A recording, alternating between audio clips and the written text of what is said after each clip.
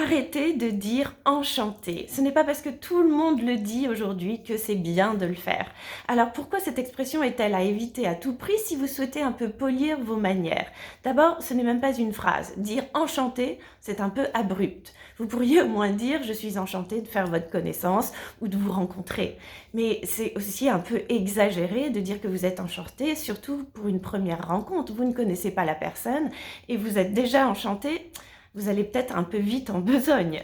La diplomatie requiert de la prudence mesurée et puis du raffinement un peu subtil quand même. Dites plutôt bonjour monsieur ou madame, et si vous connaissez le prénom de votre interlocuteur, dites bonjour Jean ou Anne. Mais ne dites jamais un bonjour sec, bien sûr. Pourquoi est-ce important? Parce que la politesse, c'est la conscience de l'autre et la conscience de soi au milieu des autres et de son environnement. La politesse n'est pas une liste de règles à suivre. La vraie politesse, en fait, elle a un sens profond. Elle part du cœur. À l'origine de toute règle de politesse est un principe de cœur, sachez-le. C'est une façon d'honorer la vie qui nous est donnée de vivre et qui est en chacun de nous, frères et sœurs, en humanité.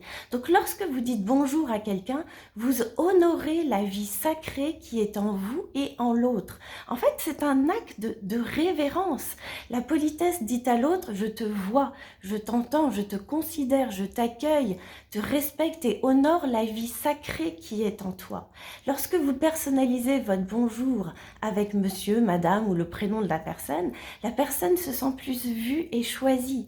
C'est une façon de montrer votre attention et votre respect.